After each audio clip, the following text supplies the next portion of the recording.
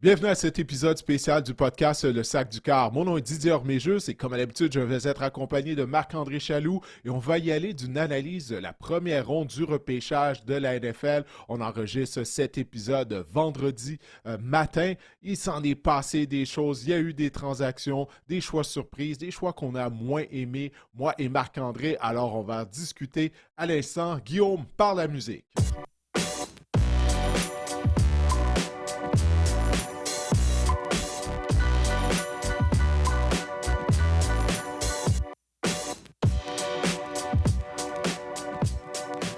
Ah, Marc-André, la soirée de jeudi est un peu comme le soir de Noël, là, finalement.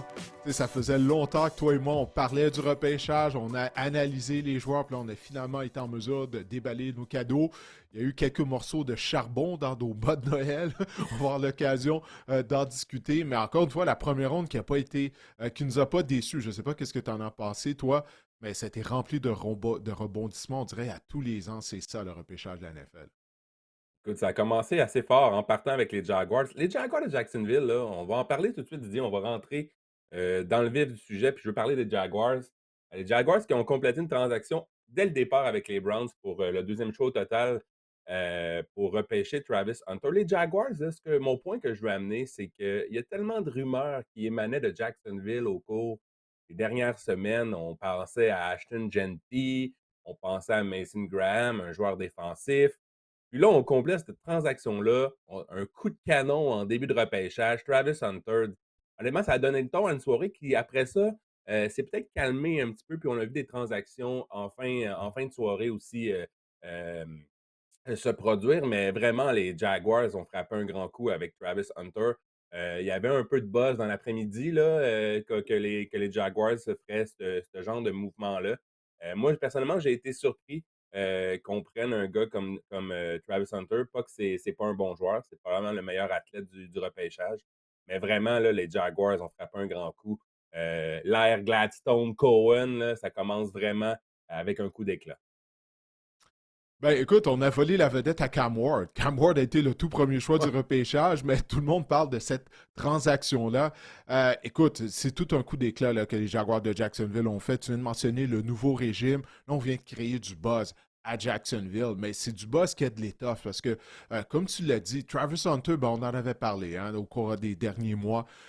Il est considéré par plusieurs comme étant le meilleur joueur du repêchage. C'est entre lui et Abdul Carter qui a été repêché par le choix suivant par les Giants de New York en troisième position. Alors moi, j'ai hâte de voir ça va être quoi le plan des Jaguars de Jacksonville, comment on va utiliser Travis Hunter, parce que moi, je persiste à croire que sa meilleure position, elle est à celle de demi de coin, mais pas juste ça. Tu sais, tu peux pas être un demi de coin à temps partiel. OK? Un demi-coin, tu dois le faire à temps plein, mais tu peux être un receveur de passe à temps partiel. Tu sais, c'est beaucoup plus facile d'avoir un package de jeu pour Hunter en attaque et puis qu'il joue à la position de demi-coin. En tout cas, moi, si c'était les Jaguars, c'est ce que je ferais, mais là, j'ai hâte au mois de septembre pour voir les Jaguars de Jacksonville jouer. OK? C'est la Je première fois de pensais ma jamais vie, je dire crois, ça, que hein? je dis ça. Je pensais jamais dire ça. Ah, peut-être à l'époque de Fred Taylor que j'aimais, l'ancien demi à l'attaque Ouais. étoile, mais là, on remonte à il y a une Maurice vingtaine, Jones-Drew. 25 ans. Ouais, oui, c'est vrai, Maurice Jones. Ouais, on avait des bonnes équipes avec, c'est quoi le nom du carrière? David Garrard portait le numéro 9. C'est vrai, on Mark participait aux Brunel. éliminatoires. Ouais, Mark Brunel, ouais, ça, là, tu remontes à l'époque de Fred Taylor. Mais tout ça pour dire, tu vois, il y a un buzz. Là. Toi, est-ce que tu vas avoir hâte de voir les Jaguars aussi, là, maintenant que Travis Hunter porte leur couleur? J'imagine que oui, là. Ben, écoute, moi aussi, je veux voir comment que tout ça, va s'agencer, là, parce que si on regarde objectivement, Travis Hunter vient combler un grand besoin à la position de receveur de passe. On a vraiment liquidé, tous nos receveurs de passe, tu sais, Evan Engram, l'ailier rapproché. On a envoyé Christian Kirk également aux Texans. Fait qu'il y a vraiment de la place pour Travis Hunter pour s'émanciper dans cette attaque-là et comme demi de coin, vraiment.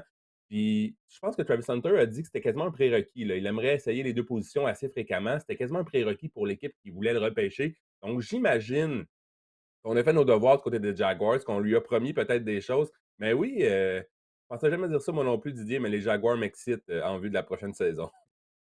Ouais, non, ça c'est vraiment surprenant. Juste de t'entendre le dire, on dirait que c'est pas vrai, là. Mais non, il faut donner crédit au nouveau régime là, qu'il y a à Jacksonville. C'est leur première année, ils viennent de réussir un coup d'éclat, mais en même temps, ils passent un message, là, tu sais. Non, non, ça, j'ai vraiment aimé ça, parce que pour la concession de Jacksonville, je crois vraiment qu'on avait besoin de compléter ce genre de transaction. Personnellement, ça m'a surpris. Tu as mentionné les rumeurs qui circulaient au cours de la journée, mais je ne croyais pas qu'on allait être en mesure de compléter cette transaction, mais ça a bel et bien été le cas. Mais j'aimerais également parler de l'autre côté, des Browns de Cleveland, qui, eux, bon, ils ont concédé le deuxième choix du repêchage à Jacksonville. Ils se sont retrouvés à repêcher en cinquième position. Là, on a repêché Mason Graham de Michigan, le plaqueur. Moi, je ne suis pas convaincu que Mason Graham va être un joueur d'impact du côté de la NFL, personnellement. On en avait parlé lors des dernières semaines, notamment lors de notre mock draft. Parce que moi, je n'ai pas vu que Mason Graham avait été productif contre la passe. OK, en termes de production de sacs du corps. L'année dernière, 3 sacs et demi du corps. Oui, je sais qu'il va jouer aux côtés maintenant de Myles Garrett, mais personnellement, ça m'a laissé sur mon appétit de voir les Browns repêcher un plaqueur. Toi, je ne sais pas ce que tu as pensé là, de l'autre côté de cette transaction de Travis Hunter, mais la sélection de Mason Graham, pour moi, ce même pas le meilleur plaqueur du repêchage. Le meilleur plaqueur du repêchage, selon moi, c'est Walter Nolan. Je crois vraiment qu'il va avoir une meilleure carrière de Mason Graham. Le temps nous dira si j'ai raison ou j'ai tort. Mais qu'est-ce que tu penses de cette transaction-là de Travis Hunter pour les Browns de Cleveland? Tu l'avais mentionné lors de notre draft. Tu disais Hunter à Cleveland, ça pourrait donner du buzz à une autre concession qui en a grandement besoin. Là, ce n'est pas vraiment le cas avec l'arrivée de Mason Graham. Moi, personnellement, j'ai trouvé que c'était une bonne transaction pour les Browns.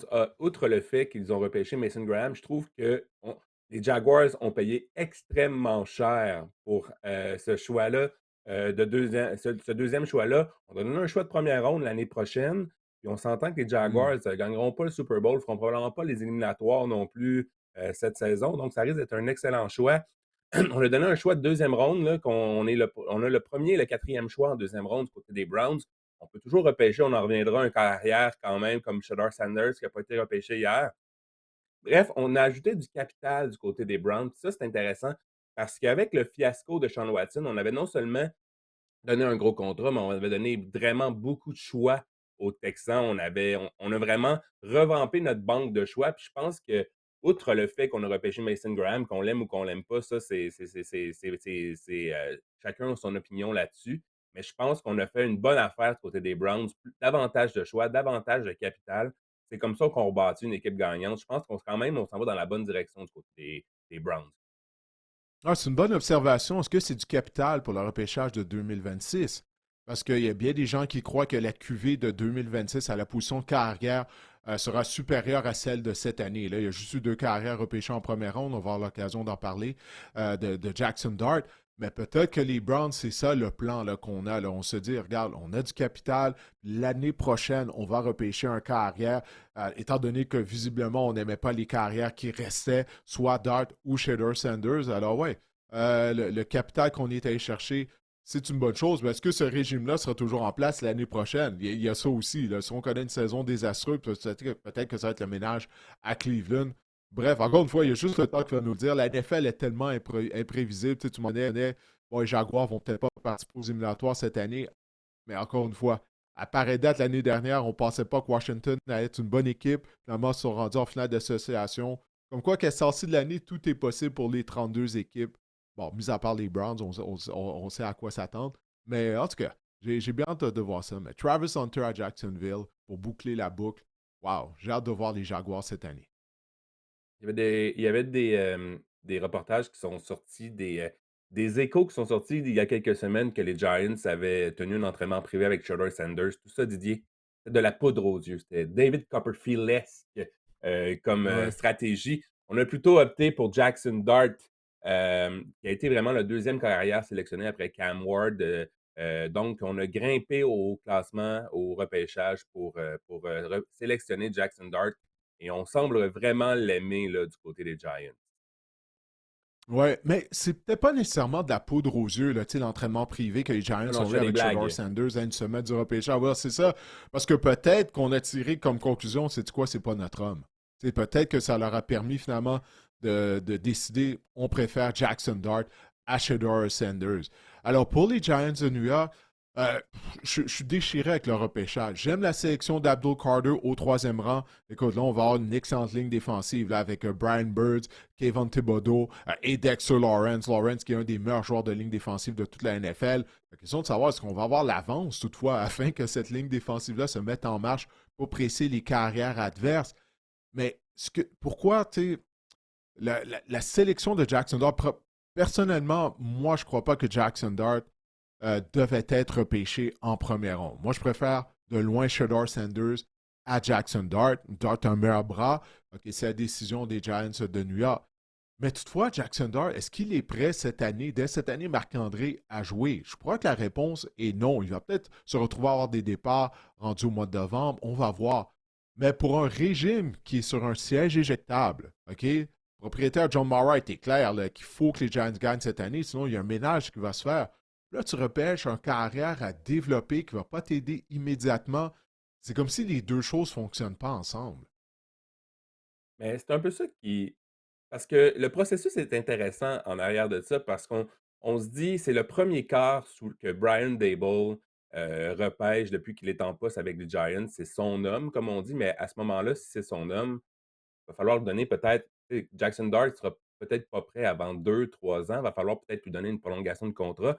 Mais c'est vraiment Est-ce que le Dable va être 1er là dans quart 2-3 ans? mais c'est un peu ça l'affaire parce qu'on se dit: «OK, Brian Daboll, il a sélectionné son homme», puis on a vanté on dit que Brian Daboll, c'était le génie derrière, Josh Allen, puis Mike Kafka également, c'était, un des génies derrière, hem, derrière Patrick Mahomes, aussi à Kansas City à l'époque. Donc là, vraiment, on a notre homme en place, mais est-ce qu'on va être assez patient pour voir, ces personnes-là mettre, à exécution leur plan, à moyen long terme avec Jackson Dart? Parce que, on peut voir des similitudes avec Josh Allen aussi, avec Jackson Dart, un peu quand même un bon bras, pas trop précis, mais quand même, j'ai bien hâte de voir. C'est vraiment 2 choses qui sont aux antipodes en ce moment. On a vraiment le plan moyen long terme de Daboll, mais est-ce que Daboll va être là à moyen long terme? C'est ça la question qu'il faut se poser. C'est quand même intéressant, non? Oui, non, définitivement. Puis moi, ça me laisse un peu perplexe. J'ai hâte comment tout ça, ça va se dérouler parce que, en plus, je suis incapable de donner le bénéfice du doute aux Giants. Parce que là, les Giants, ça fait quoi, une dizaine d'années que cette organisation-là ne va plus nulle part, que ça va pas bien. Puis moi, je ne suis pas en faveur de ramener Dable et Shane. On s'en est parlé, toi aussi, tu partages le même avis. Mmh. Alors, c'est ça. Donc, ils sont sur un siège éjectable, puis là, tu leur permets de repêcher un carrière à développer, alors qu'on sait bien que si on ne connaît pas une bonne saison, ben, ils ne seront pas de retour l'année prochaine, en 2026. Alors, c'est tout ça. Là. Puis, en plus de ça, Jackson Dart, c'est vraiment un cas à développer. Là. Je ne crois pas qu'il va être comme Bo Nix, être en mesure d'être partant dès cette année et de connaître du succès, encore une fois. Peut-être que je me trompe, mais je ne crois pas, surtout que le système dans lequel il a joué à l'Université du Mississippi, Lane Kiffin est l'entraîneur-chef des Rebels de l'Université du Mississippi. Puis son système, ben, ça prédétermine pour le carrière où lancer le ballon. Alors, c'est pas le genre de système que tu peux utiliser dans la NFL. C'est un système qui est un petit peu trop simple, qui ne demande pas aux carrières de faire des lectures nécessairement. Alors, est-ce que Dart va être en mesure de s'habituer à un système de la NFL, de lire les défenses adverses? Euh, oui, il a du talent. On dit qu'il a une grande éthique de travail, qu'il était grandement apprécié également de ses coéquipiers à Ole Miss après avoir transféré de USC. Ça, ce sont les impondérables. Mais c'est toute une transition qu'il va devoir faire. Puis je ne crois pas que cette transition-là va pouvoir se faire dès la saison 2025, du moins avec succès. Alors, c'est ça, moi, mon problème avec les Giants. On a une carrière qu'on a repêchée pour l'avenir, mais peut-être que les entraîneurs et le DG qui viennent de le repêcher ne seront pas là dans 6 mois. Tu sais. Au moins, chose certaine, c'est qu'il est à tout le moins troisième dans la charte des positions. On a Wilson, on a Winston. Donc vraiment, moi aussi, Mhm. c'est vraiment un projet, comme tu le dis. Je serais surpris de le voir du terrain Dart cette année. Je pense que Tommy DeVito, maintenant, devra se trouver peut-être un autre emploi. Je Ouais, ne suis pas convaincu qu'il va demeurer c'est lui avec qui les sera plus Giants. là. Ouais. Ouais, exactement. Mais, Mais, ouais, j'ai bien hâte de voir aussi les Giants, mais comme je te dis, vraiment, on a une vision à long terme avec Brian Daboll. Je serais même peut-être pas surpris qu'on lui accorde une prolongation de contrat, peut-être d'une autre année ou à sortir peut-être d'un autre 2 ans pour voir où heu, que ce projet-là va aboutir. Est-ce qu'il le mérite? Je pense pas. Mais est-ce que c'est la chose à faire si on veut vraiment, heu, aboutir au projet final, Jackson Dart. Peut-être que c'est ça un peu la voie qu'on va emprunter du côté des Giants. Mais si Giants commence 0-4, là, tu peux pas lui donner Ah ouais. une prolongation de contrat. C'est tout ça là, qui est bizarre du côté des On a Giants. décidé de le Bref, garder, puis il y avait bon, 3 victoires, Didier. comment? On a Excuse-moi? décidé de le garder avec 3 victoires, 3-4 Ouais, victoires. je sais. Je sais. C'est ça que je te dis. Les Giants, Il est je comprends blindé. pas. Je comprends pas. Il y a une veste Il faut il y a une croire. veste Non, en tout cas, anti-balle. écoute, les matchs, ça va être des matchs à bas pointage, hein, sûrement. Puis la ligne défensive, là, elle va devoir livrer la marchandise parce que là, elle regorge de talent avec l'ajout de Carter. Ouais, effectivement, effectivement. Parlant de Shedeur Sanders, maintenant, peut-être la déception ou la surprise, dans le mauvais sens du terme de la soirée, il n'a pas été repêché. Tout laissait entendre, tout pointait pour le voir aboutir avec les Steelers au 21e rang. Finalement, les Steelers ont décidé de jeter leur dévolu sur Derek Harmon, un plaqueur défensif. Shedeur Sanders, Didier, qu'est-ce qui se passe? Éclaire-nous. Ben, on vient d'avoir notre réponse, Marc-André, hein?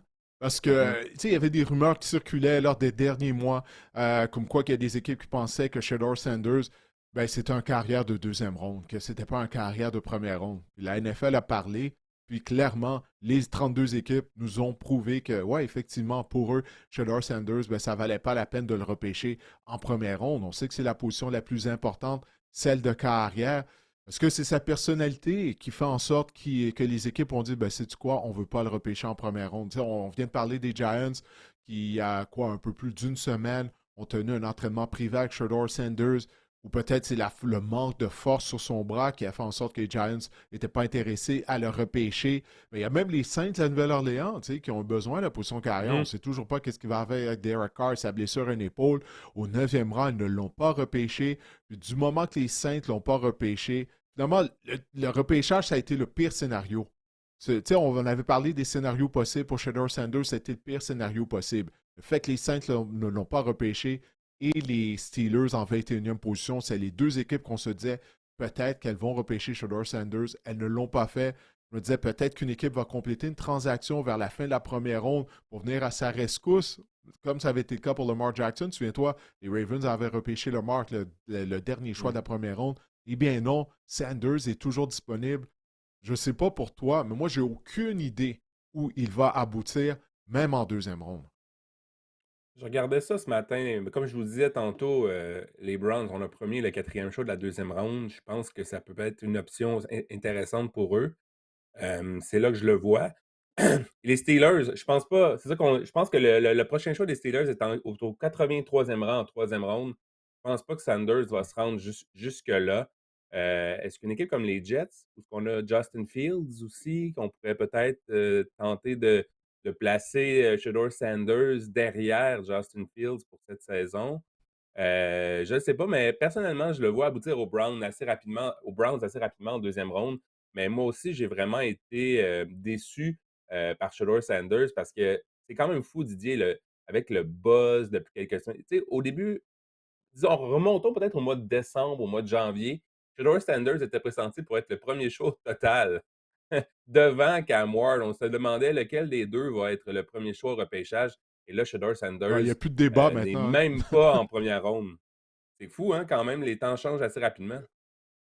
Ah oui, ben, c'est pour ça que moi, je dis toujours, tu sais, les mock drafts ou bien toutes les rumeurs qu'on entend, ça me fait penser aux élections. Tu sais. Lorsque les sondages avant des élections, puis là, lorsque il y a le soir d'élection, là, les gens se disent, ah ben là, finalement, les sondages, ouais, mais c'est quoi? Il y a juste un sondage qui compte, c'est le soir des élections. C'est le seul sondage qui compte. Les autres sondages que tu entends avant l'élection, OK, qui a répondu aux questions, à qui tu sais, on ne le sait pas. C'est un peu la même chose. Tu sais, tous les mock drafts, les rumeurs, ça ne veut rien dire. Tout ce qui compte, c'est le résultat du repêchage. Et clairement, ben, Shedeur Sanders, au mieux, c'est un carrière de deuxième ronde. Qui sait, peut-être qu'il sera toujours disponible en troisième ronde, même. Je ne le souhaite pas pour lui. Tu as mentionné les Browns. Je ne sais pas si c'est un fit à Cleveland en raison de la température. Shedeur a l'air d'un carrière qui sera à son mieux s'il jouait dans un stade extérieur dans une ville où il fait chaud ou dans un stade couvert, un peu à la Drew Brees. Drew Brees n'avait pas un bras puissant, Mais il a joué à San Diego et ensuite de ça à la Nouvelle-Orléans. Alors, c'était dans des situations idéales pour lui. Personnellement, c'est ce Le que je Colorado, souhaite il à fait froid quand Shedeur. même. Ouais, mais il fait pas si froid que ça. Tu sais, oublie pas que la saison se termine au mois de novembre, là. Tu sais, donc, il fait Mhm. pas si froid que ça. Tu sais, on joue pas au mois de janvier, tu sais, au mois de décembre, comme c'est le cas du côté de la NFL. Alors, c'est ça. Pour Shedeur, personnellement, moi, j'espérais que les Rams repêchent. Tu sais, à un certain moment donné, une fois que les Steelers n'ont pas Mhm. repêché, j'étais en compagnie de Danny Desrivaux, puis on se disait, Ouais. sais-tu quoi? Si les Rams repêchent, ça serait une situation idéale. Il ne va pas jouer dès cette année, étant donné qu'on a Matthew Stafford, donc il va pouvoir apprendre d'un vétéran carrière.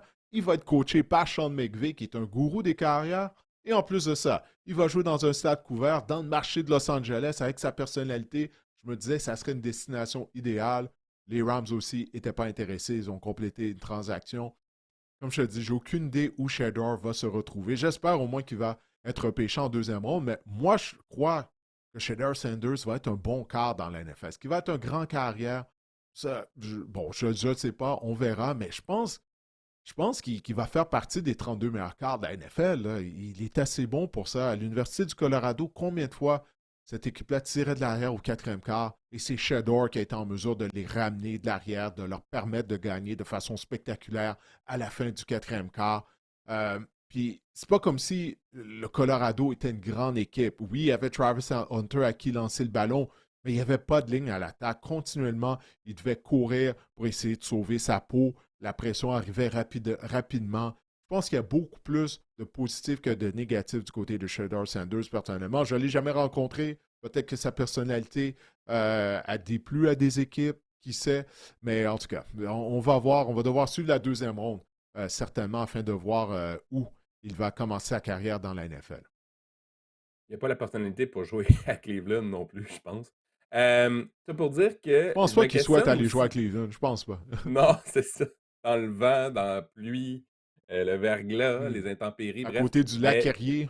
Oh, ouais. ouais, je me posais la question, Didier, est-ce qu'à la lumière de ce qu'on a vu en première ronde, les Cards ont vraiment sorti vraiment tard et Shedeur Sanders n'est pas sorti. Est-ce que les Titans regrettent peut-être d'avoir pris Cam Ward au premier rang? Ils auraient peut-être dû peut-être attendre, puis peut-être s'assurer d'un corps arrière quand même avec leur choix de deuxième ronde ou essayer de grimper un peu comme les Giants. Est-ce que tu penses que ils le regrettent un peu ce matin, les Titans, d'avoir pris un Cam Ward au premier rang, alors qu'ils auraient pu prendre un gars comme Abdul Carter, puis vraiment venir boucher d'autres trous béants dans leur défense? Je crois pas, non. Parce que pour moi, Cam Ward valait le premier choix du repêchage, même s'il est peut-être quoi, le huitième, neuvième meilleur joueur qui était disponible. Mais il est assez bon pour être le premier choix du repêchage. Tu sais, c'est pas la première fois qu'on voit un carrière être repêché tôt, même s'il n'est pas nécessairement le meilleur joueur là, tu sais, disponible là, au repêchage. C'est ça la nature du football professionnel. La position de carrière étant ce qu'elle est, c'est la position la plus importante sur le terrain. Moi, je suis un fan de Cam Ward. Si j'étais les Titans du Tennessee, je l'aurais repêché également. Donc, non, je ne crois pas, pour répondre à ta question, que les Titans ont du regret parce que je pense que les Browns auraient repêché Cam Ward avec le deuxième choix du repêchage s'il avait été disponible. Parce que je pense qu'il y avait clairement un plus grand écart que toi et moi, on le pensait, entre Ward et Mhm. Shedeur Sanders. C'est ce que la NFL nous a indiqué jeudi soir. Alors non, moi je crois pas qu'on a du regret du côté des Titans du Tennessee. Ça va être à Brian Callahan, toutefois, l'entraîneur-chef, de développer Cam Ward. Parce que Cam Ward, il a les atouts physiques et mentaux. OK? C'est un gars qui est très studieux, il est très travaillant. Et c'est un leader. Tu sais, il s'est greffé aux Hurricanes de Miami, puis immédiatement, une fois qu'il a transféré de Washington State, il est devenu le leader incontesté de cette équipe-là. Là, c'est Brian Callahan. Parce que Brian Callahan, il a 2 saisons derrière la cravate à titre d'entraîneur-chef des Titans du Tennessee. Puis moi, personnellement, il ne m'a pas montré encore qu'il était un bon entraîneur-chef. Je vais lui donner le bénéfice du doute, OK? Je me force à lui donner le bénéfice du doute, Marc-André, parce qu'il misait sur Will Levis. En fait, non, c'était sa première année à Callahan comme entraîneur-chef. Il n'y en a pas deux. C'était sa première année. OK, avec Will Levis comme quart, je peux comprendre. Mais là, c'est à lui à nous démontrer qu'il mérite son étiquette de soi-disant gourou de carrière. Parce que Ward, il a le talent, en fait, de devenir un bon quart. Est-ce qu'il va devenir un des carrières dans le top 5 de la Ligue au niveau de Patrick Mahomes, par exemple? Peut-être pas. Mais il a les outils pour être un carrière solide. Là, c'est à Brian Callahan à le développer, mais j'ai mes doutes face aux compétences de Callahan. Pour conclure sur Shedeur Sanders, je pourrais parler des Steelers par la bande qui ont décidé d'ignorer Shedeur Sanders. Didier, c'est quoi Mm. le plan à Pittsburgh? Là? Où est-ce qu'on s'en va avec à la position de carrière? On attend Aaron, man. On attend Aaron. C'est ça le plan. On fait une prière, puis on espère qu'Aaron va nous appeler pour dire oui, je poursuis ma carrière avec vous. Mais, écoute, je ne sais pas quoi dire de cette situation-là. Ça me laisse perplexe. Parce qu'en plus de ça, tu parles de l'organisation, Marc-André, des Steelers de Pittsburgh. Là. Eh C'est pas oui, les Jaguars, c'est pas les Browns. une organisation de C'est une renom, équipe qui là, a tellement d'histoire. Oui, c'est ça, exactement. qui ont Lorsque tu des parles des plans, grandes normalement. organisations dans la NFL, généralement, ben ouais, ça, les Steelers font partie des meilleures organisations de la NFL, des organisations les plus prestigieuses. Là, on n'a pas de carrière. On a repêché Derek Harmon en première ronde. Il sera le dauphin à Cam Hayward à la position de plaqueur. Mais on n'a pas de carrière. Si tu n'as pas de carrière, tu ne peux pas gagner. Puis les Steelers devraient savoir ça parce que là, ça fait des années là, que cette équipe-là est emprisonnée par le manque de talent à la position de carrière. Mais en même temps, je ne peux pas les blâmer. S'ils n'aimaient pas Shedeur, ils n'ont pas forcé la note, comme ils ont fait il y a quelques années avec Kenny Pickett. Tu sais, Kenny Pickett avait été le seul carrière repêché en première ronde. On se dit, il est assez talentueux réellement afin de mériter d'être repêché en première ronde. Puis on a eu la réponse. Hein, ça n'a pas été long. Il n'était pas assez bon. Alors peut-être que c'est ça. On s'est fait brûler une fois du côté des Steelers. Et Mhm. puis on n'était pas convaincu que Shedeur était notre homme. Alors on a décidé d'améliorer notre unité défensive. Mais ouais, faut croire qu'on va attendre après Aaron Rodgers. Mais si Rodgers décide, supposons, de prendre sa retraite, là, on fait quoi? On fait quoi, Marc-André? On va y aller avec Mason Rudolph? Réellement? Tu sais, j'ai vu une clip de Ryan Mhm. Clark, ancien maraudeur des Steelers sur Instagram, qui disait, puis lui, il était pas content, tu sais, il voulait que les Steelers repêchent Shedeur Sanders. Puis là, il disait, ben là, on est prêt avec Mason Rudolph, qui est même pire, qui s'est empiré en tant que joueur durant son année au Tennessee. Alors, je sais pas. Je sais pas. J'ai bien hâte de voir qui sera le carrière partant des Steelers pour le premier match de la saison régulière. Je pense que les Steelers, c'est un fameux livre dont vous êtes les héros à trois issues. Là. Tu as l'issue Aaron Rodgers, tu as l'issue transaction pour Kirk Cousins, tu as l'issue on a un plan pour un quart à Ah, la c'est vrai un que Cousins, ben McCord, oui. un Mm. E-Word, un E-Words, un McCord ou un Shock plus tard dans le repêchage. C'est un peu ça, les trois issues. Là. Ouais, mais les carrières que tu viens de nommer qui n'ont pas encore été repêchées, Shock, Quinn Ewers, qui ont le potentiel de carrière partant dans la NFL. Ewers, pour moi, la réponse est non. Ça, moi, je ne crois pas à Quinn Ewers. On parle du bras de Shedeur. Ewers a possiblement un pire bras aussi. Non. Écoute, le nom que tu as mentionné qui m'intrigue, c'est Kirk Cousins. Qu'est-ce qui va avec Kirk Cousins? Lui, il a dit qu'il allait lever sa clause de non-échange une fois que le repêchage sera passé. Alors, est-ce qu'il va se retrouver à Steelers? Il y avait des rumeurs qu'il l'envoyait à Cleveland, toutefois. Mais peut-être qu'il pourrait être une option intéressante, entre guillemets, mais encore une fois, dans quel état il sera après la blessure au tendon d'Achille qu'il a subi il y a 2 ans, ça reste à voir, mais peut-être que Cousins sera la solution. En tout cas, j'ai hâte de voir comment ça va se terminer. Écoute, c'est depuis le mois de janvier qu'on parle de ça, Mhm. là, Aaron Rodgers des Steelers, ou à peu près, là, du moins depuis le mois de février, après le Super Bowl. Mais en tout cas, on va voir qu'est-ce qui va arriver. De Kirk Cousins, passons à son équipe actuelle, qui a, elle, selon moi, ça a été l'équipe qui a connu la première ronde la plus formidable. Les Falcons d'Atlanta qui ont repêché deux chasseurs de corps en Jalen Walker dans leur cours. L'Université de Georgia, il a vraiment tombé aux Falcons. C'était incroyable. Et James Pierce également. Vraiment, les Falcons, ils disent on a enfin arrêté de jouer au fantasy football en première ronde. Écoute, du côté des Falcons, je pense qu'on était tannés. Là. Finalement, après 20 ans, on était tannés de ne pas avoir de chasseurs de quart. Là. OK? Parce que si tu Uh-huh. remontes lors des 5 dernières années, c'est l'équipe qui a le plus petit total de sacs du quart dans la NFL. Si tu remontes dans les 10 années précédentes, ils sont au dernier rang. Même au cours des 20 dernières années, c'est l'équipe qui a réussi le moins de sacs. Alors, en Jalen Walker, c'est un secondaire de ligne, mais on en avait parlé. Il a un talent pour chasser les carrières. Là. Lorsque tu l'envoies sur des blitz, il est très polyvalent, peut jouer à la position de secondaire, peut jouer à la position de chasseur de quart. Puis là, après ça, tu reviens à la charge, tu complètes une transaction pour repêcher un des meilleurs chasseurs de quart, un des chasseurs de quart purs qui était disponible au repêchage en James Pierce, l'ancien des Volunteers de l'Université du Tennessee. C'est un joueur qui est très explosif. Alors, les Falcons, il n'y a aucun doute là, qui sont améliorés, OK? Qui vont être en mesure de presser les carrières adverses avec l'ajout de ces deux joueurs-là. Mais toutefois, on a donné beaucoup. C'est ça, là. Qu'est-ce que tu penses de qu'est-ce qu'on a donné pour repêcher Pierce? Parce que là, on a donné notre choix de première ronde de l'année prochaine afin de repêcher James Pierce. Ça, j'ai trouvé que on a payé beaucoup, là. On a payé beaucoup, mais si ça fonctionne, si l'attaque est en mesure d'être explosive comme elle a le potentiel de l'être avec Penix au poste de quart, ça veut dire qu'on va avoir l'avance. Puis là, nos chasseurs de quart qu'on vient de repêcher, Jalen Carter et James Pierce, vont pouvoir se mettre en marche. Donc, en théorie, ça pourrait fonctionner. Juste qu'on a donné beaucoup afin de faire l'acquisition de James Pierce. Mais en même temps, ça fait des années que je critique les Falcons parce qu'on n'a pas de pass rush, on n'est pas capable de presser les carrières adverses. En tout cas, là, je ne peux rien dire. On a vraiment tout fait en notre pouvoir du côté d'Atlanta afin de régler ce problème une fois pour toutes. Un peu la tendance de la soirée, là. Si tu voulais grimper énormément ou de façon substantielle, au repêchage, il fallait payer cher. Puis je pense que les Falcons aussi Mhm. ont payé cher. Sauf que selon moi, les Falcons, on doit penser, du côté des Falcons, qu'on arrive à maturité. Donc avoir un choix, donner notre choix de première ronde l'année prochaine, en 2026, pour repêcher vraiment 2 chasseurs de corps, qui clairement est un besoin qu'on avait identifié, du côté des Falcons.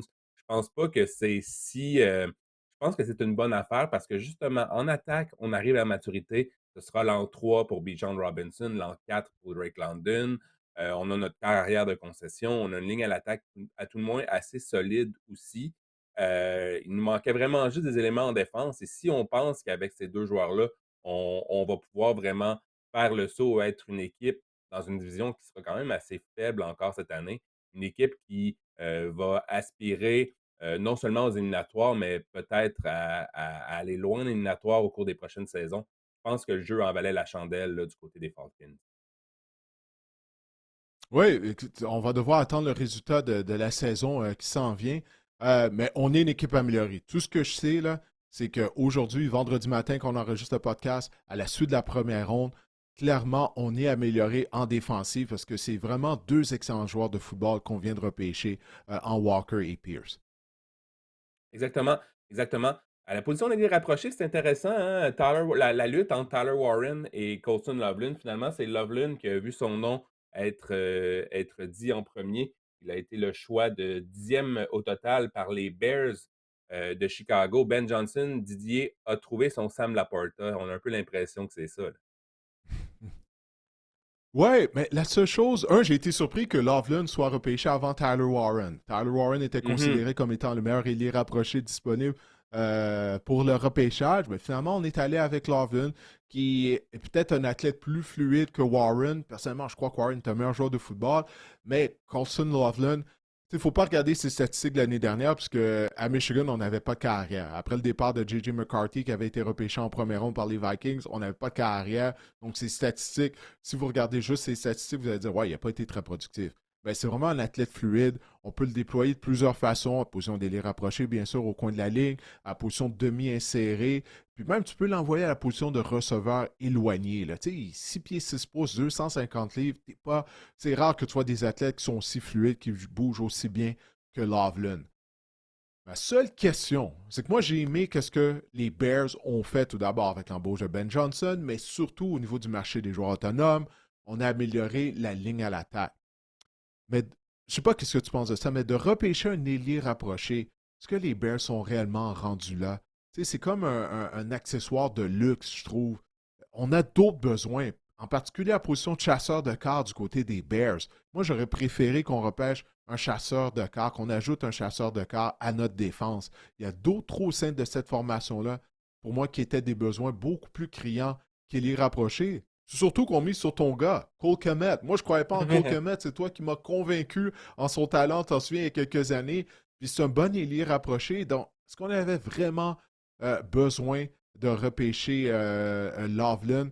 Peut-être que Ben Johnson, il a en tête d'utiliser des formations avec deux ailiers rapprochés. Peut-être, possiblement. Ça reste à voir. On va juste avoir la réponse au mois de septembre. Mais c'est ça. Donc, c'est ça mon problème avec cette sélection-là de Colson Loveland. C'est pas que c'est un mauvais joueur, mais je me dis, les Bears, il me semble, on aurait pu repêcher un joueur à une autre position qui nous aurait aidé. Toi, qu'est-ce que tu penses de cette sélection de Colson Loveland par Chicago? Je pense justement qu'on va avoir plus d'informations à 2 ailiers rapprochés. On voyait ça à Détroit. J'oublie le nom de l'autre ailier rapproché qui captait des touchés, de temps en temps aussi. Je pense que c'est un peu Ah oui, ça oui, la dynamique. je vois qui tu parles, oui. Mm. Ouais, ouais. Mais bref, j'essayais de googler pendant que tu parlais, mais tu fini. C'est ça qui est poche. J'ai pas eu le temps Excuse-moi, d'aller voir le j'ai fait une détail. feinte. Tu m'as pris au dépourvu. Mais bref, tout ça pour dire que je pense sincèrement qu'on va voir cette dynamique-là avec Cole Kmet. Colson Loveland, c'est pas un excellent bloqueur à la position d'aile rapproché. Cole Kmet, c'est un excellent bloqueur. Je pense qu'on va voir plus, comme je le Ah ouais, disais, ouais. Colson Loveland en situation de passe.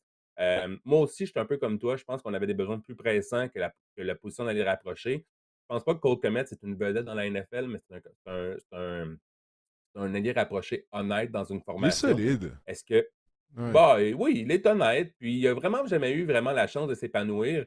Il y a eu les saisons avec Justin Fields, puis par la suite, la saison recrue de Caleb Williams avec une Mm. ligne à l'attaque qu'on laissait pas le temps vraiment à Caleb Williams de faire des jeux. Donc, peut-être Ouais. qu'avec plus de temps, on aurait pu voir une autre facette vraiment de Cole Kmet parce que c'est quand même un bon allié rapproché au niveau universitaire. Mais moi aussi, j'aurais plutôt opté pour la ligne défensive, même voir la tertiaire là, des Bears améliorer. Mais écoutez, Colson Loveland vient donner une autre cible de prédilection à Caleb Williams et améliorer une attaque qui vraiment s'en vient franchement pas piquer des verres. Euh, Puis du côté des Colts, ben écoutez, Tyler Warren est tombé directement à nous finalement. Je suis pas mal convaincu qu'on préférait Tyler Warren à Colson Loveland du côté des Colts parce que Warren, comme tu l'as dit, il est plus complet, un meilleur bloqueur, puis c'est un ancien corps arrière aussi au niveau secondaire. Donc on peut peut-être, il y a d'autres facettes de son jeu qu'on peut peut-être exploiter. Mais bref, pour revenir aux Bears, Colson Loveland, c'est une bonne sélection, mais un peu comme toi, ça me laisse perplexe parce que j'aurais grandement amélioré ma défense des gars comme Jalen Walker, ça aurait été vraiment Oui. excellent là, à Chicago, selon moi. Ouais, non, écoute, je partage ton avis là-dessus. Mais pour parler des Colts rapidement, tu sais, qui ont repêché Warren, puis il y a Warren et Genty qui ont été repêchés finalement par les équipes auxquelles ils étaient associés dans la majorité des mock drafts. Genty avec les Raiders de Las Vegas au sixième rang, Warren maintenant avec les Colts. Je me demande s'il va continuer de porter son numéro 44 comme Dallas Clark, parce que la dernière fois que les Colts avaient repêché un ailier rapproché en première ronde, c'était Dallas Clark en 2003. Darius Clark avait été tout un joueur à l'époque avec Peyton Manning. Mais qui va lui lancer le ballon? Parce qu'il n'y aura pas Peyton Manning, là, Tyler Warren. OK? Ça va être Non. soit Anthony Richardson ou Daniel Jones. Alors, il y a ça aussi. Là. Bref, écoute, c'est simple. Tout va reposer en position carrière pour les Colts au cours de la prochaine saison. Puis si la position carrière ne produit pas, les Colts vont sûrement encore une fois rater les éliminatoires. Puis on va sûrement assister à un changement de régime à Indianapolis. Mais Tyler Warren, repêché après Colson Loveland, personnellement, je n'avais pas nécessairement vu ça venir. Surtout que Tyler Warren, il y a des airs un peu de Dallas Clark. C'est un peu les comparaisons qu'on faisait avec lui avant le repêchage aussi. Donc ça, c'est quand même drôle de voir Mm. que le même numéro, la même équipe. Bref, les Ouais. étoiles sont alignées, comme on dit. Parlons maintenant de nos choix favoris, Didier, en vue de la Oui. première ronde. Ton choix favori, ça a été quoi? Ben, mon favori, je pense que ça va être le tien parce que c'est la sélection en première ronde des Eagles de Philadelphie, Jahad Campbell. Mais Donnez-nous je le vais te le championnat tout de laisser. suite. Comment? Ah, voilà, tu vois, je le savais, c'est ça. Donc, c'est lui ton joueur favori? La première ronde, je veux dire, ta Ben, sélection favorite? honnêtement, je m'étais préparé, j'ai dit, je ne vais pas être chauvin, je n'ai préparé un autre, mais honnêtement, les Ouais. Eagles, là, de voir Jihad Campbell tomber comme ça au 31e rang, la rumeur veut que Hmm. Howie Roseman avait même fait des appels avec les Chargers pour essayer de s'assurer d'avoir Jihad Campbell au 22e échelon. Puis par la suite, vraiment, il était dans leur top 10 sur leur liste de repêchage. Bref, de le voir aboutir avec les Eagles. C'est un fan des Eagles. C'est un autre cadeau tombé du ciel. On le fait à chaque année du côté des Eagles. L'année dernière, nos deux demi de coin Ouais. partants qui sont de futurs probablement des étoiles membres du Pro Bowl dans la NFL nous ont tombé entre les mains, tombé du ciel et maintenant c'est potentiellement le meilleur secondaire, disponible au repêchage qui vient nous tomber dessus avec Zach Bond, avec Nakobe Dean, avec, ça va être dominant là, du côté des Eagles la saison prochaine. Donc, en tant que partisan des Eagles, t'es prêt pour un autre défilé, c'est ça que t'es en train de me dire? Les Eagles vont être au Exact. Super Bowl l'année Mais prochaine déjà. Didier, C'est ça. Didier, je veux t'entendre là-dessus. C'est une aberration que ce gars-là fût encore là au 31e rang, là. Oh, je suis entièrement d'accord avec toi. Je suis entièrement d'accord avec toi. Écoute, on se dit au pire, quoi, dans le top 15, dans le top 20, Jihad Campbell va être sélectionné. Il était un des meilleurs secondaires de ligne disponibles dans le repêchage. Puis en plus de ça, lui, il avait été recruté par Alabama comme ailier défensif au départ. Le problème, Mhm, c'est qu'il était pris derrière Dallas Turner et Will Anderson. C'est la raison pour laquelle il a changé de position. Il est allé à la position de secondaire de ligne. Alors, tu sais, il peut tout faire sur le terrain. Puis le fait que ça fait pas longtemps qu'il joue à la position de secondaire de ligne, il va juste s'améliorer. Alors, ouais, comme tu viens de mentionner, avec Zach Bond et compagnie, ouais, Harry Horseman nous a fait le coup encore une fois. C'est ce qu'on pensait aussi lors des semaines avant le repêchage. On se disait, bon, il va y avoir un joueur de talent qui va chuter. C'est les Eagles qui vont le ramasser, le repêcher. Et c'est exactement ce qui est arrivé. Alors oui, j'aime cette sélection de Philadelphie, de Et ça Jad tombe, Campbell. Euh, et ça tombe vas-y, dans vas-y. les besoins des Eagles aussi. C'est ça qui est fascinant. L'année Oui, dernière, notre tertiaire oui. était à remodeler, puis les 2 demi de coin, le monde repêchait des joueurs à l'attaque, des joueurs à l'attaque, puis ça a donné Quinion Mitchell puis Cooper DeJean directement, Mhm. tombés du ciel, 2 demi de coin partant, boum. Là, c'est à la position de secondaire, on a re-signé Zach Bond, Nakobe Dean est blessé, on sait pas trop, mais boum, meilleur en tout cas. Bref, c'est fascinant à quel point, les Eagles vraiment tu sais, on parle du flair aussi de se dire: «Est-ce que ce joueur-là va être disponible à notre rang?» Clairement, les Eagles pensaient, qu'ils partiraient avant leur sélection. Ils ont tenté de grimper au classement, mais de le voir encore. C'est le flair aussi des bonnes équipes. C'est pas juste les Eagles. Il y a des équipes comme ça, les Rams aussi, je trouve qu'on fait des bons repêchages. C'est d'avoir ce flair-là, c'est de voir le tableau dans son ensemble aussi, des besoins des équipes adverses, qu'est-ce qu'on va repêcher, bref, c'est vraiment un art là, de le repêchage, là. En rendre jaloux Kevin Costner, Ah, encore une fois, j'ai jamais vu le film Draft Day, j'ai pas l'intention de le voir non plus, j'ai aucune idée quelle est ta référence. Bon, assez parlé de tes Eagles de Philadelphie. Les autres, écoute, j'en ai d'autres. Là. Omarion Hampton par les Chargers. Moi, Ouais. je me disais, tu sais, on s'en était parlé, les Chargers, ils doivent repêcher quelqu'un qui court vite. C'est aussi simple que ça, il y a un manque de vitesse au sein de cette attaque-là. Mais en plus de ça, on avait un besoin criant la position de porteur de ballon.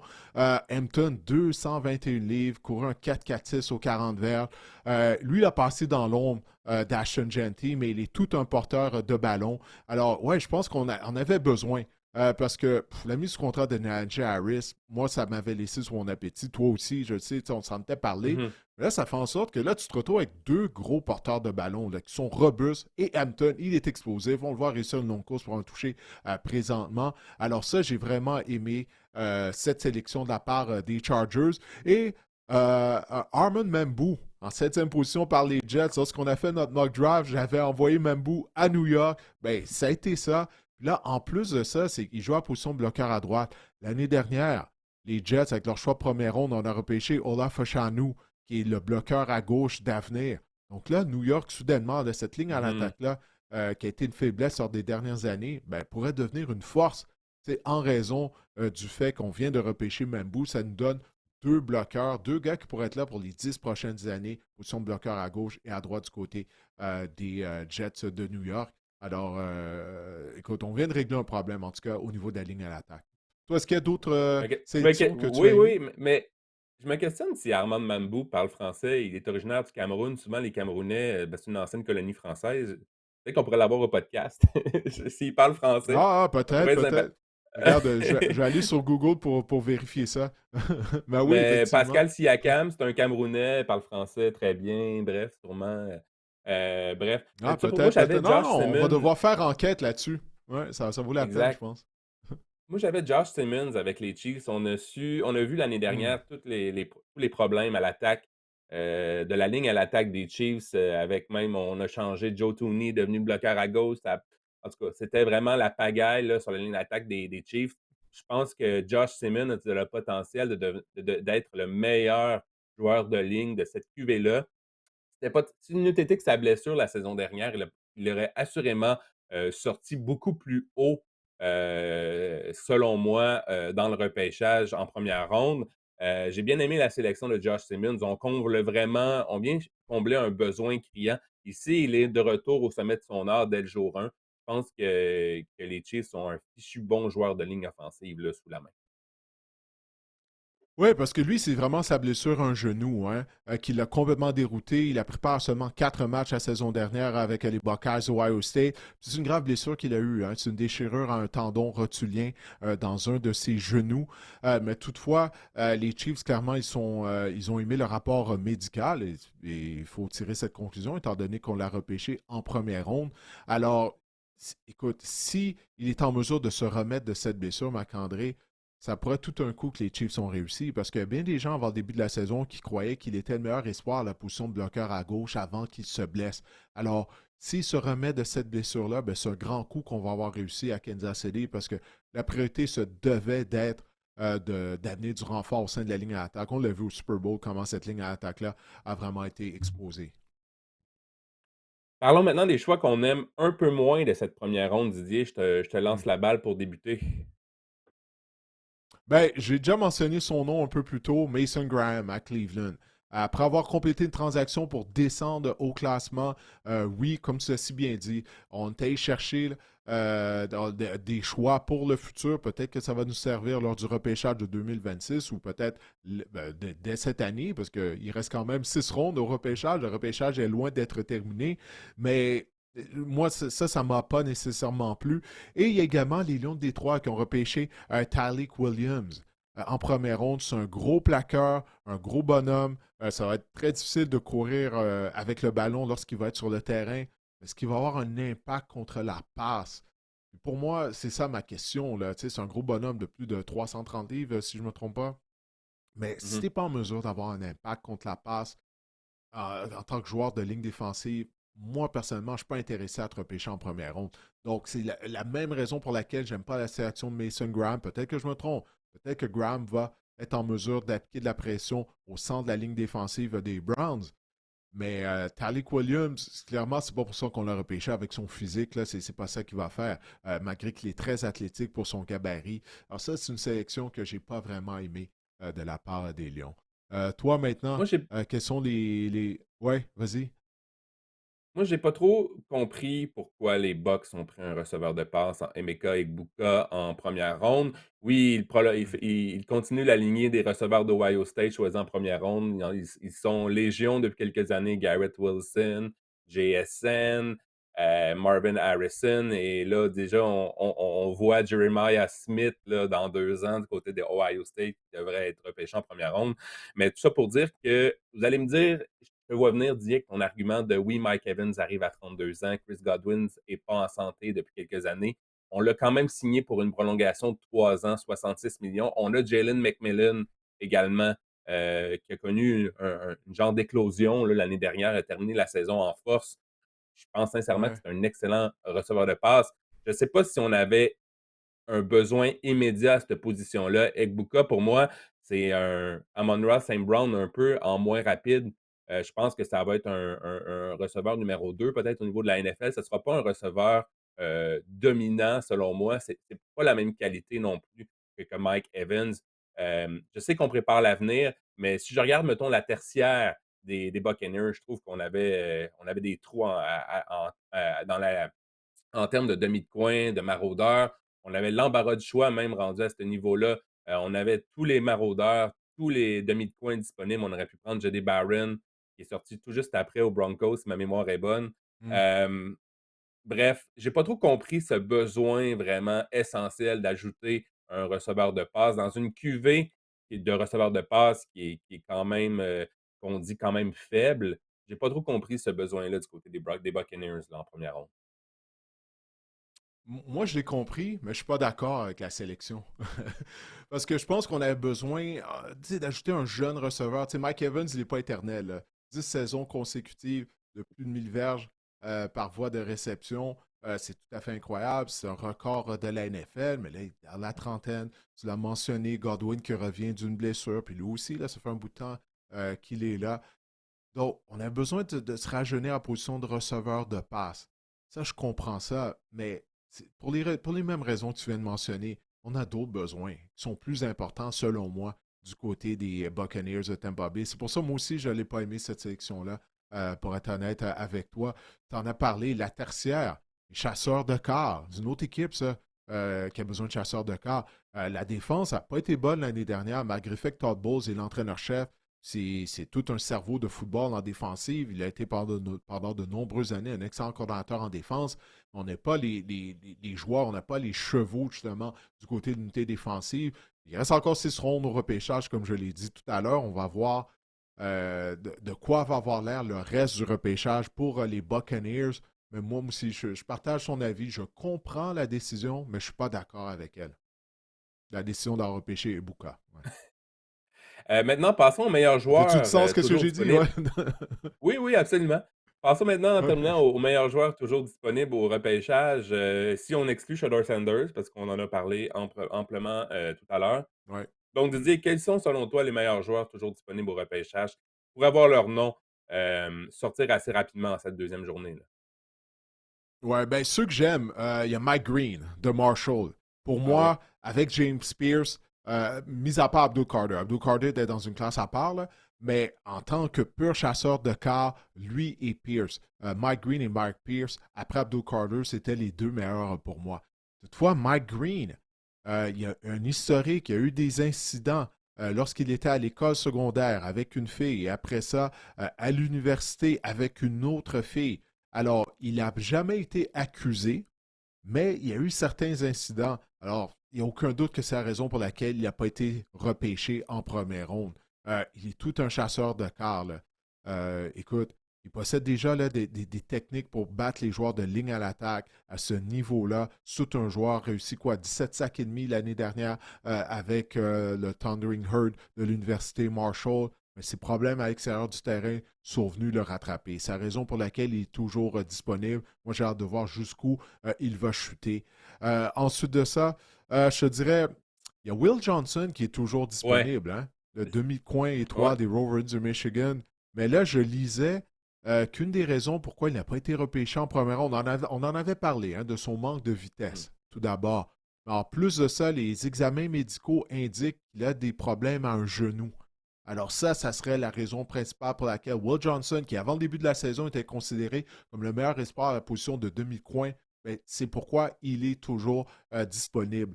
Donc ça, c'est deux des meilleurs joueurs qui sont toujours disponibles, qui vont être là au début de la deuxième ronde. Mais encore une fois, il y a une raison pourquoi ils sont disponibles, je viens de le mentionner. Puis après ça, je vais t'en donner un autre, Trevin Anderson. J'en ai parlé à quel point je l'aimais. Gilles Lézy, qui était venu faire un tour au podcast, ancien demi à l'attaque de l'Université Northwestern, notamment de la Ligue canadienne. Lui aussi, il adore Trevin Anderson. Lui, dans les 10 premiers choix de la deuxième ronde, j'ai l'impression qu'il va être repêché. Écoute, je voulais terminer avec une minute fantasy pour cette question-là. Moi, je voulais te parler de 2 joueurs que j'ai hâte de voir, leur destination. J'avais Trayvon Anderson aussi, puis je veux Mhm. voir moi, je pense qu'un gars comme Luther Burden, le receveur de passe, pourrait avoir un impact Oui. immédiat au niveau fantasy. C'est ça qui m'excite en cette deuxième journée. J'aimerais avoir une bonne destination, là, une destination de choix, une place, où Luther Burden pourrait vraiment s'émanciper, dès le jour 1 puis peut-être voir le terrain de façon constante dès le 1er match. Mais Anderson et Burden, pour moi, si je mets mon petit chapeau fantasy pour conclure, j'ai bien hâte de voir, l'équipe qui les repêche. Deux joueurs explosifs. Ils ne vont pas durer longtemps là, durant la deuxième ronde. Ils ne vont pas être là longtemps. Là. Autant Anderson que Burden, que je pense qu'ils devraient être repêchés dans les Mmh. 10 premières sélections de la deuxième ronde. Ça va avoir lieu vendredi soir. Bon, ben écoutez, on espère que cet épisode spécial du podcast Sac du Cœur vous a plu. On a fait ça en vitesse. La nuit a été courte pour moi, étant donné que j'étais sur la diffusion du repêchage sur les ondes de RDS, mais le repêchage de la NFL, c'est un des événements que j'adore le plus. Alors, j'espère encore une fois que cet épisode vous a plu. Partagez le lien de cet épisode avec vos amis qui sont des mordus de football aussi. Et on va vous reparler mercredi. On va mettre le prochain épisode en ligne mercredi, alors qu'on va y aller d'une analyse plus approfondie du repêchage de la NFL, étant donné que là, on aura les 7 rondes du repêchage. Alors, passez un beau week-end et on se reparle la semaine prochaine.